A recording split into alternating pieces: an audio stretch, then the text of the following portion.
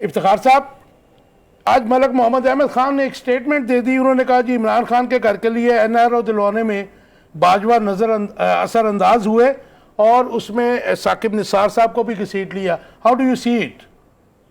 भाई सबकी इंक्वायरी होनी चाहिए इस पे। एक ट्रुथ एंड रिकंसिलिएशन कमीशन बनना चाहिए पाकिस्तान में। ये जो ड्रामा हो रहा है, जो खेल हो रही है, जिसके मुंह में आ रहा है कह रहा है, और हमारे सहाफ़ी भी बहुत बहुत बड़ी स्टोरियां ला रहे हैं जिनका सबूत अगर उनसे मांगा जाए तो शायद उनके लिए मुश्किल हो जाए।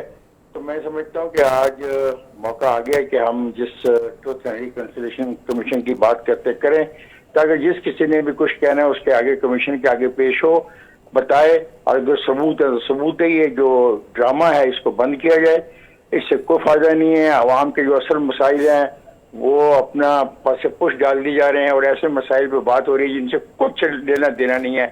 अगर किसी ने माजी में कुछ किया, किसी को फायदा पहुंचाया तो क्या है, देयर आर टू वेज। या तो इंक्वायरी की जाए और अगर कोई कानून है तो कानून के मुताबिक सजा दी जाए। मैं इस टीवी के ऊपर बातें करना और अखबारों में खबरें छापना और अपना नाम बनाना, मैं इसके सख्त खिलाफ। बहुत अच्छी बात की आपने। आपकी बात को ही आगे बढ़ाते हैं कि उसके जाहिर है कि जवाब भी आ गया साकिब निसार साहब की तरफ से।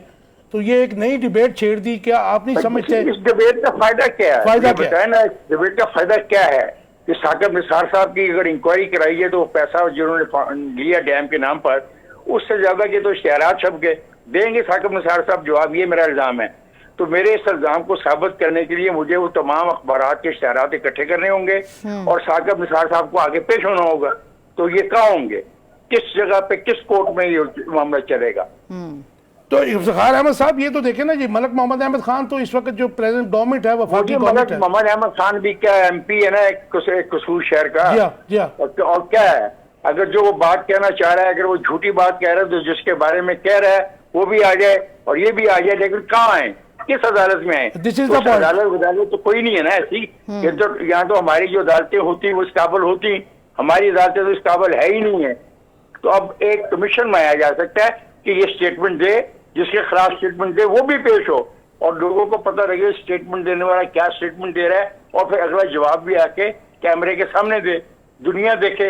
इस तमाशे को बंद होना चाहिए। अब इफ्तिखार अहमद साहब, पिछले आवाम जलील खार हो रही है, चीजें महंगी हो रही हैं, जो सहूलतें खत्म हो रही हैं, और सरमायादार क्या कहता है कि जी मैं फैक्ट्रियां बंद कर रहा हूँ। भाई तू फैक्ट्रियां क्यों बंद कर रहा है?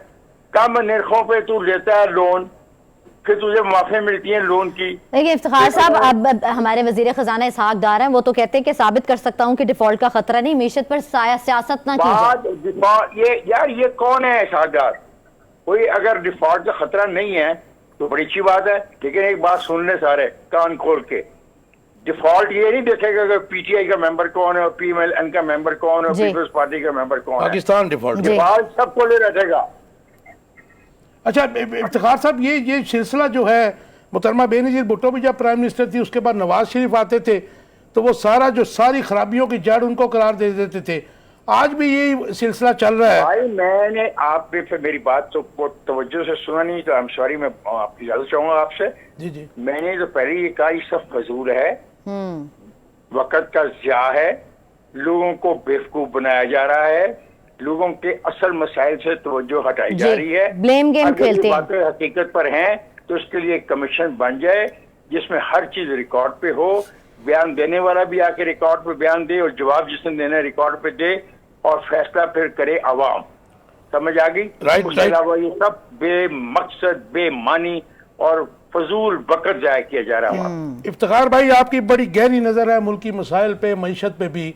इस वक्त जो पोजीशन है और जो आप देख लीजिए कि जो आपके सारे अशे खुर्द है या अशे ज़रूरत है वो आउट ऑफ रीच है, जबकि वज़ीर ख़जाना आज कह रहे थे कि हम अब डिफ़ॉल्ट नहीं होने जा रहे और हम जो है कोई ऐसी उड़ाई जा रही हैं सारी बातें।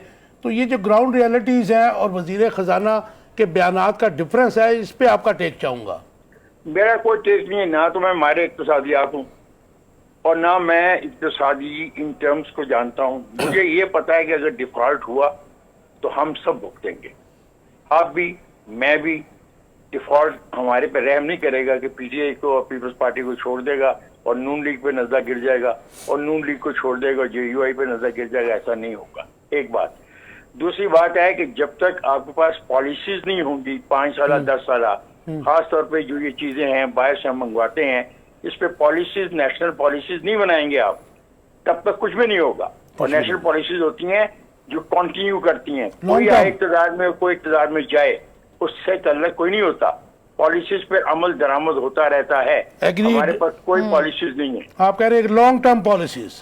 ऑब्वियसली, मतलब ये अगर आपकी गंदम पैदा करनी है आपने, तो 6 महीने में तो नहीं पैदा होगी ना। Yes yes. इसके लिए नया सीड देने पड़ेंगे। इफ्तिखार साहब, जो बिलावल भुट्टो ने कल स्टेटमेंट दी, उन्होंने कहा जी इमरान खान को अमरीकी सदर ने नहीं निकाला, पीपल्स पार्टी के जालों ने निकाला, और उन्होंने ये भी कहा कि सिलेक्टर्स ने आपको छोड़ दिया, ये जमहूरियत का इंतकाम है। ये मैंने पहले भी कह दिया कि इस किस्म के स्टेटमेंट्स मेरे लिए कोई फायदेमंद नहीं है। मेरे लिए स्टेटमेंट ज्यादा इंपॉर्टेंट है जो अभी चीमा कह रहा था कि जो फ्लड अफेक्टेड एरिया थे और जहाँ पे पानी खड़ा था, वहाँ पे काश्तकार को जो कर्जे दिए गए थे, उन पे जो सूद था, उसकी जो माफी का फैसला किया गया, ये एक पॉजिटिव स्टेप है, क्योंकि वहाँ पे अभी काश नहीं हो सकती।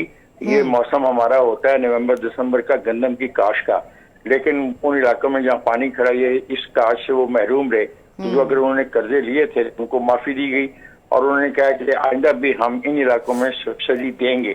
ये एक पॉजिटिव बात है।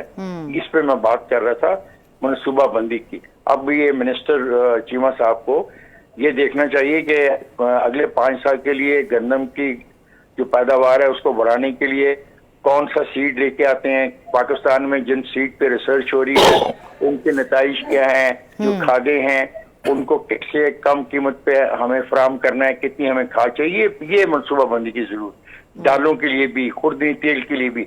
तब जाके कहीं आप इस अजाब से निकलेंगे, क्योंकि जब तक आप चीजें बाहर से खरीदेंगे अपना डॉलर्स के जरिए और वो डॉलर्स आपके पास नहीं होंगे, तो फिर ये मसला आपका बढ़ता जाएगा और ये मामला तय नहीं होगा।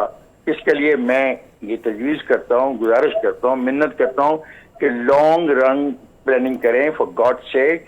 और जो ये सेक्टर एग्रीकल्चर का अगर इस पर तवज्जो दी जाए तो हमें बहुत ज़्यादा पैसा हम बाहर से जो चीज़ें मंगवा रहे हैं उस पर खर्च करने से बचा सकते हैं। राइट। असल वक्त की ज़रूरत भी है ना आगे। इफ्तिखार साहब, इस वक्त आप देखें ना जी, जो मैंने पहले बात की थी, आपने उसको ज़ाहिर है कि आप बड़े इश्यूज़ पे बात कर रहे हैं, लेकिन आज जो अवाम है, मुर्गी जो है किलो गोश्त 500 रुपया, और उसके बाद पंजाब में आटे का शदीद बहरान भी आ गया। तो आप इसे मतलब ज़ाहिर है कि इसके लिए कुछ तो गवर्नमेंट्स को कौन सी इसके लिए है कि where is the governance. Yes, मैं आज पढ़ रहा था रूल्स ऑफ बिजनेस हुकूमत पंजाब के, जो उसमें टेन्योर पोस्ट है कम से कम 3 साल टेन्योर पोस्ट होती है डिप्टी कमिश्नर की, और आप 3 महीने में अगर डिप्टी कमिश्नर को बदल देंगे, जब आप पूरे निज़ाम को तय बाला कर देंगे, तो फिर ये जिन लोगों ने, जिन अदारों ने इन चीज़ों को कंट्रोल करना है वो भी तो नहीं कंट्रोल कर सकते ना। मजाक तो नहीं है कि आप एक सेक्रेटरी ज़राअत आज लगा देते हैं, कल उसको सेक्रेटरी आपाची लगा देते हैं, फिर उसको सेक्रेटरी मालियात लगा देते हैं। ना वो ज़राअत में काम कर सकता है, ना मालियात में काम कर सकता है, ना आपाची में काम कर सकता है। कंसिस्टेंट पॉलिसीज होनी चाहिए, कंसिस्टेंट पॉलिसीज, जाके गवर्नेंस होती है। जब गवर्नेंस होगी तो शायद उसका फायदा हो। शायद तो सर इस खींचातानी में वैसी गवर्नेंस जो आपको नजर नहीं आएगी। Thank you very much Iftikhar साहब, थैंक यू वेरी मच, आपने अपना टाइम दिया हमें।